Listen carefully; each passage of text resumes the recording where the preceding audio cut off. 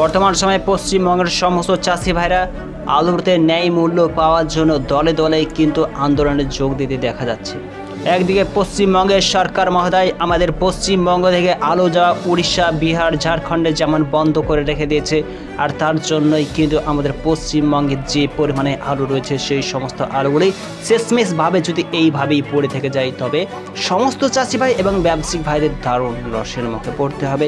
আর যার জন্যই কিন্তু বাঁকুড়া, বর্ধমান, মেদিনীপুর, উত্তরবঙ্গের ফালাকাটা, আলিপুরদুয়ার, জলপাইগুড়ির এক বা একাধিক সমস্ত জেলা শাসকদের কর্মসূচির মাধ্যমে বিশেষ করে আটক করতে দেখা যাচ্ছে।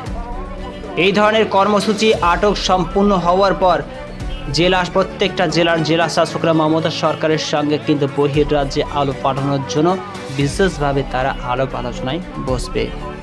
পশ্চিমবঙ্গের জেলা শাসকরা মমতা সরকারের সঙ্গে আলাপ আলোচনায় বসার পর যদি মমতা সরকার বহির্রাজ্যে আলু পাঠাতে আবারও অস্বীকার করে, তবে সমস্ত কোল্ড স্টোরের আলু ব্যবসায়িক চাষি ভাই সমস্ত কোল্ড স্টোরগুলি দীর্ঘকালের জন্য কর্মবিরতি অর্থাৎ আবারও ধর্মঘট নেওয়ার সিদ্ধান্ত গ্রহণ করতে চলেছে, যার ফলে সমস্ত বাজারগুলিতে আলুর দাম আগুন থেকে আগুনতর হয়ে উঠতে শোনা যাবে।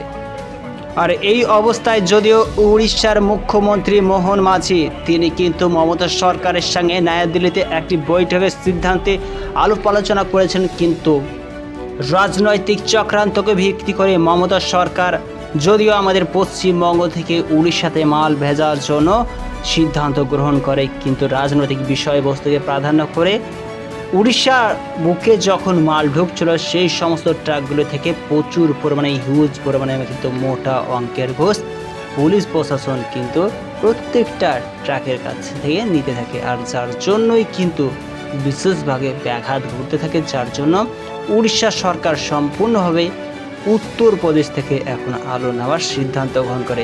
কিন্তু তারপরেও উত্তরপ্রদেশ থেকে আলু আসার পরেও উড়িষ্যাতে আলুর দাম এখন 50 টাকা কেজি হিসাবে এসে দাঁড়িয়েছে।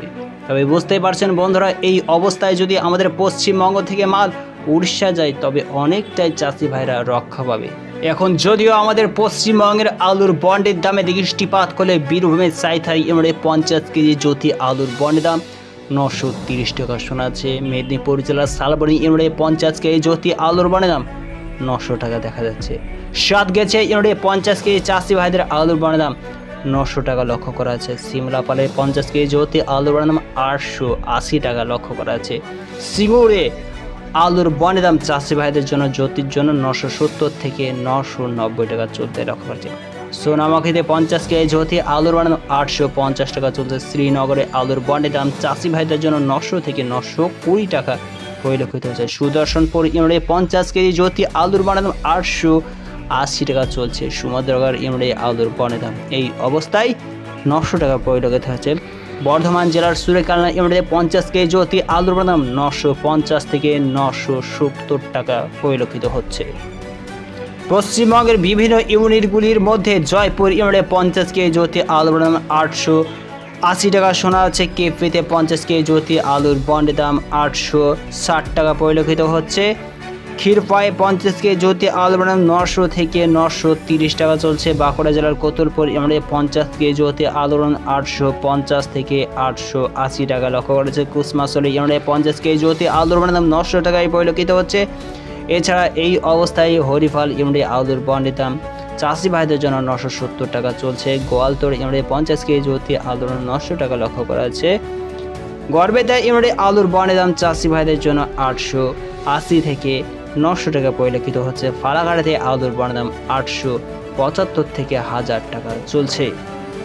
আমাদের পশ্চিমবঙ্গে যে ধরনের আলুর দাম আছে, যদিও সেই ধরনের আলুর দাম ততটাই পরিমাণে চাষি ভাইদের জন্য ব্যবসায়িক ভাইদের জন্য যথেষ্ট নয়, কিন্তু আমাদের পশ্চিমবঙ্গ থেকে যদি মাল উড়িষ্যার সীমান্তে না যায় তবে কিন্তু যে সমস্ত অর্থগুলি উড়িষ্যার বুকে পড়ে রয়েছে সেই সমস্ত অর্থগুলি সম্পূর্ণভাবে চাষি ভাইদের জন্য এবং ব্যবসায়িক ভাইদের জন্য ব্যর্থ হয়ে পড়বে পশ্চিমবঙ্গ হিসাবে।